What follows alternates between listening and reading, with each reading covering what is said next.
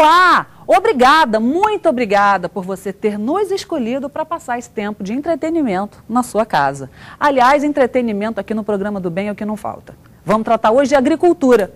Você já se deu conta que tudo que você veste, tudo que você come, tudo que você bebe tem a ver com isso? E será que o homem urbano dá esse valor todo a essa atividade tão importante e fundamental para a vida? Para tratar disso, fica aqui conosco, aqui no Programa do Bem, no Responsabilidade.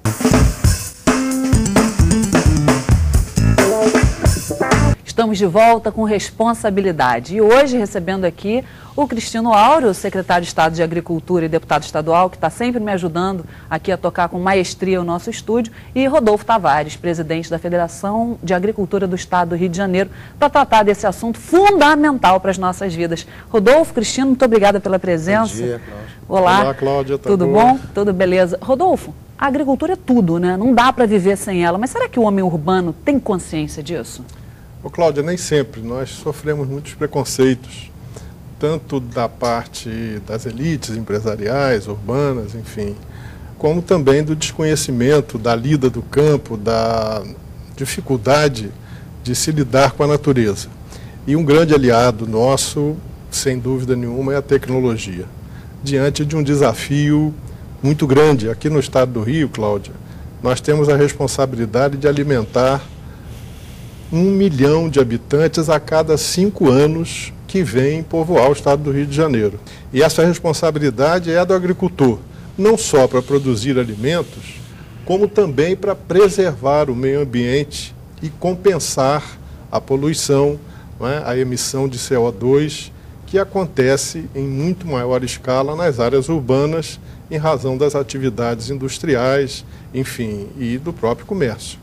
Então é uma grande responsabilidade, é uma grande luta, que nós fazemos com muita alegria, que nós fazemos com muita dedicação e com um sentimento de dever cumprido, não é? De poder apresentar índices cada vez melhores, tanto tecnológicos quanto de produtividade, de produção.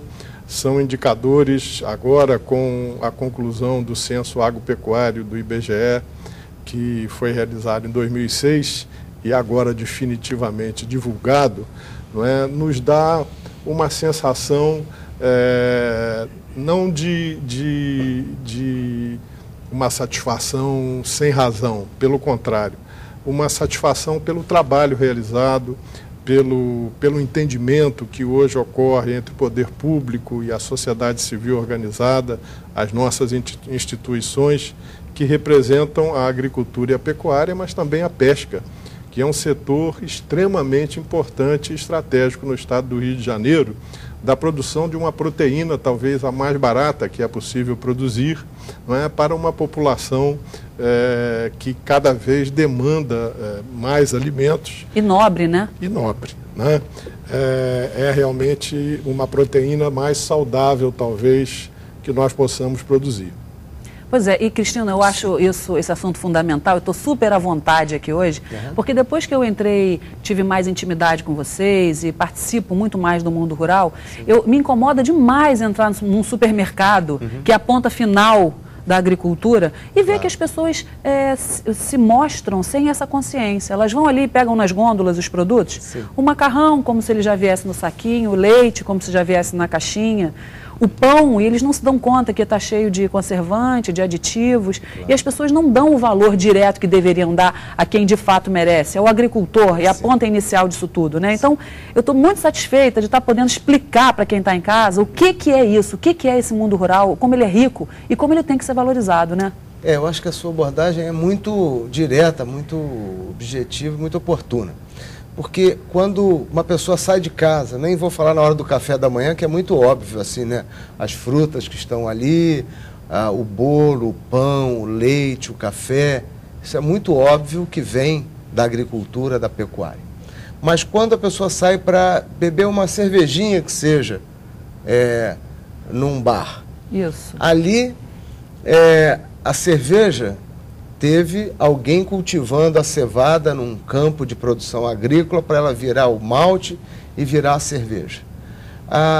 Aquilo que é servido para acompanhar ali, se for o aipim fritinho, teve alguém que foi lá e batalhou por isso. O torresmo, a batata frita, qualquer coisa, o amendoim. O peixe, né?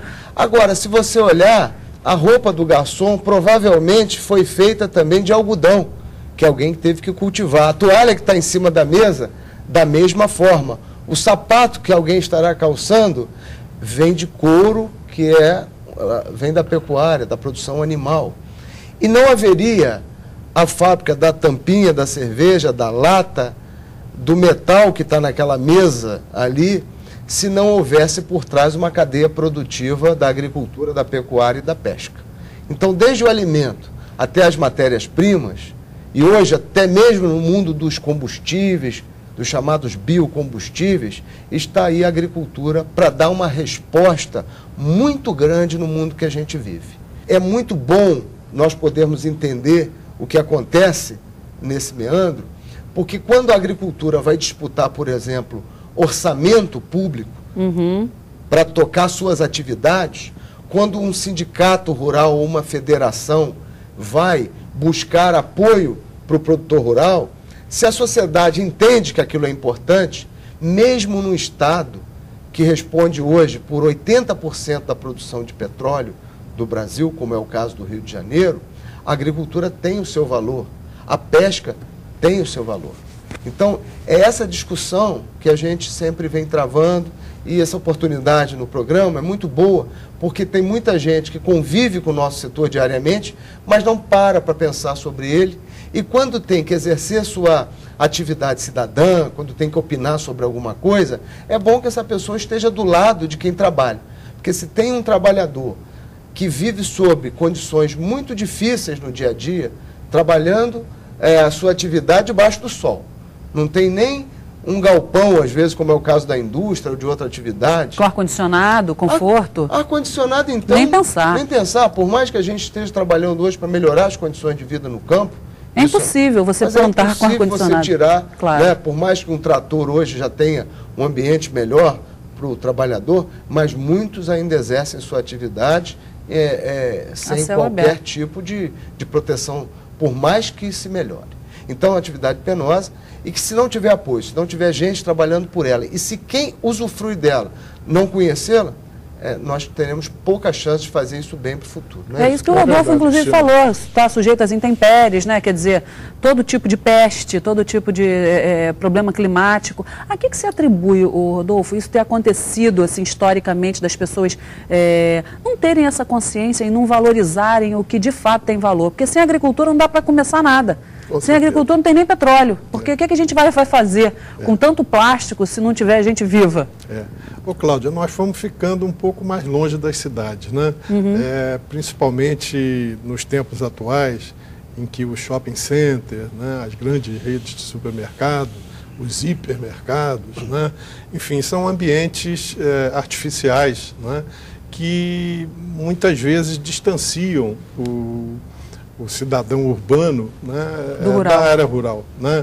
Talvez até a impossibilidade de lazer, né, da não intensificação desse intercâmbio entre a população urbana e a população rural, talvez seja resultado disso. Mas, com certeza, o homem urbano cada vez vai valorizar mais a agricultura e o meio ambiente rural. Eu vou te dar um exemplo disso. Nós estamos diante de um grande desafio. O Rio de Janeiro vem crescendo economicamente de uma maneira muito rápida. Nós temos agora, estamos perto de inaugurar mais 2 siderúrgicas no estado do Rio de Janeiro, a Companhia Siderúrgica do Atlântico e a siderúrgica da Thyssen, né, ali em Itaguaí. E os jornais noticiaram recentemente que isso vai resultar na emissão de mais praticamente 70% de todo o gás carbônico, de todo o CO2 que nós emitimos até agora. O único setor da economia, né, que pode compensar esse aumento de emissão de CO2 é a agricultura. né? E é um desafio para o nosso deputado Cristino Áureo e para mim na Federação da Agricultura, e tenho certeza que nós vamos ter o apoio do governo nesse sentido, porque já há legislação, há uma lei 5.100, que nós chamamos da lei do ICMS verde, né, que permite que os municípios que recebem um aumento do fundo de participação do município pela criação de áreas de preservação permanente, né, possa repassar esses recursos para o produtor. Então, vou dar um exemplo, Cláudia, para o telespectador que está nos ouvindo. Nós temos no Rio de Janeiro 1.600.000 hectares de pastagem, né? É uma área muito grande. E a tecnologia hoje permite intensificar a exploração dessas pastagens, né? Fazendo com que elas sejam mais eficientes ainda no sequestro de CO2. Né? Para você ter uma ideia, uma pastagem bem manejada sequestra mais CO2 do que uma floresta. Isso significa mais gado por metro quadrado. Para o homem urbano, mais gado por metro quadrado. A gente otimiza a criação, tira mais do mesmo espaço de terra. E com isso, a gente tem como liberar uma pequena parte, 10%, seriam mais 160.000 hectares de matas, né, ou nativas, ou mesmo com árvores exóticas, né, para sequestrar CO2, para dar resultados econômicos ao produtor e a sociedade compensar esse produtor pela não utilização daquela área para a pecuária. Entendi. Né? Então, um pouquinho desse número é um esforço muito bom e que pode reduzir o impacto no meio ambiente da emissão dessas novas indústrias, que são importantes, vão gerar empregos, vão gerar renda, né, vão gerar atividade econômica para o nosso Estado, né, e a agricultura está aí para responder. Nós aceitamos esse desafio, tenho certeza que o nosso deputado Cristino Áureo, junto conosco e nós junto a ele, vamos aceitar esse desafio e, mais uma vez, a agricultura estará protegendo o meio ambiente, né, fazendo um trabalho que só ela, só o produtor rural, só o homem do campo tem condição de fazer. Cristino, é interessante isso, porque o Rodolfo me deu um cartão aqui, ele além do que eu já disse, que ele é presidente da FAERJ, que é a Federação da Agricultura, Pecuária e Pesca do Estado do Rio de Janeiro, ele também é presidente do Conselho Deliberativo Estadual do SEBRAE. Sim.